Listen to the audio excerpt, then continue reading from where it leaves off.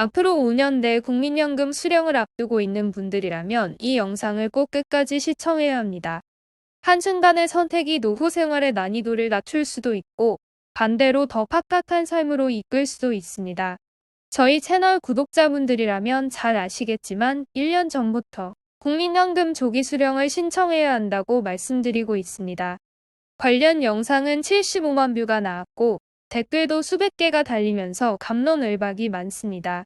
그런데 최근에 국민연금 조기 수령을 선택하는 사람이 급증하고 있다는 구체적인 통계치가 발표됐습니다.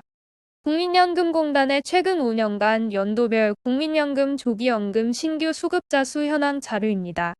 최대 5년 먼저 연금을 탈 수 있는 조기 수령을 선택한 사람들을 조사한 데이터가 공개된 건데 수치를 자세히 뜯어보면 생각해야 할 점이 많습니다.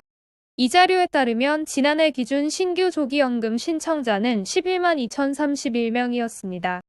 작년 한 해 동안 신청한 수치로 연간 10만 명을 넘은 것은 이번이 처음입니다. 최근 5년간의 통계치를 보면 2018년부터 2022년까지 4에서 5만 명 수준이던 조기연금 수급자가 작년에 2배 이상 뛴 것입니다. 신규 조기연금 수급자가 늘면서 전체 누적 국민연금 조기 수령자도 증가하고 있습니다.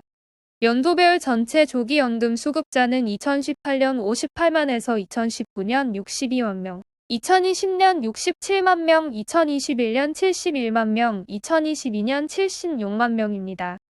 그리고 지난해 85만 6,132명으로 80만 명대를 돌파했습니다. 올해 3월 기준으로는 88만 5,350명입니다. 영상을 촬영하고 있는 현재가 8월이니까 현재는 90만 명을 무난히 넘겼을 것으로 추정됩니다. 조기 수급자가 늘어나는 이유는 크게 두세 가지가 있습니다. 먼저 퇴직 연령과 연금 수령 연령의 괴리가 큽니다. 원래 국민연금은 만 60세가 되면 수령이 가능했는데 연금 개혁 과정을 거치면서 현재는 만 65세가 돼야 받을 수 있습니다. 예를 들어 1952년 이전 출생자는 만 60세부터 연금을 받았는데 1962년생은 만 63세가 돼야 합니다. 1965년에서 1968년생은 만 64세이고 1969년생부터는 만 65세가 넘어야 합니다. 그런데 여전히 일을 할 수 있는 정년은 만 60세입니다. 1964년 8월 15일생이라면 올해 만 60세로 정년이 찼지만 연금을 받으려면 3년을 더 기다려야 합니다. 갑작스레 찾아온 퇴직과 함께 연금까지 수령하지 못하면 매달 생활비는 어디서 나나요? 나이가 들수록 돈 한 푼 한 푼이 아쉽고 10만원, 20만원이 없어 서러움을 당할 일이 많습니다. 집이 있고 자산이 있어도 매달 들어오는 현금 흐름이 막히면 답답하고 초조해집니다. 그런 스트레스를 굳이 받을 필요가 없습니다. 이런 소득의 공백을 해결할 수 있는 유일한 방법은 조기 수령입니다. 조기 수령은 1년에서 5년까지 연금 수급 연령을 앞당길 수 있는 제도로 1년 일찍 받을 때마다 연 6%씩 수급액이 줄어듭니다. 5년을 일찍 받으면 최대 30%가 감액되는 겁니다.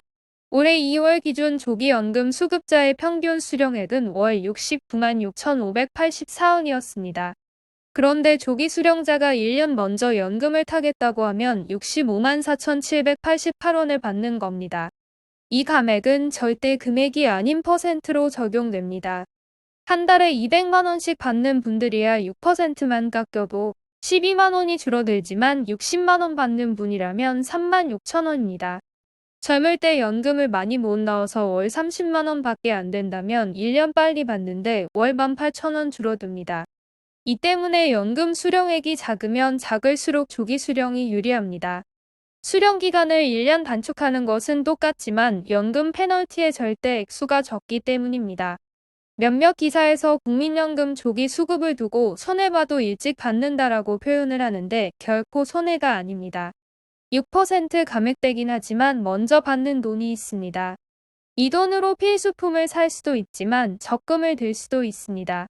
그 적금에는 이자가 붙고 조기 수령하는 연금에도 물가 상승률에 따른 수령액 증가가 적용됩니다. 이를 손해라고 생각하지 말아야 합니다. 생각을 바꿔야 합니다. 지금 당장 연금을 받을 수 있는데 5년간 연금을 받지 않고 묵혀뒀다가 30%를 더 탄다고 생각하는 것이 더 합리적입니다. 우리가 10년 만기 적금을 들어서 올해 만기가 다가왔는데 은행에서 5년 더 있다가 타면 금리를 더 얹어주겠다고 말하는 것과 같습니다. 지금 당장 현금이 많고 경제적 어려움이 없다면야 고려해 볼 수 있는 선택지이지만 그런 분은 많지 않습니다. 10년이나 넘었으니 이제는 적금을 해지하고 그 돈을 활용하자는 겁니다. 나이가 들수록 우리는 불확실성을 줄여야 합니다. 21대 국회에서는 국민연금 개혁이 무산됐지만 22대 국회에서 또다시 연금 개혁을 추진 중입니다. 연금보험료를 높이거나 수급 연령을 재조정하거나 또는 수금액을 줄이는 방안이 논의됩니다.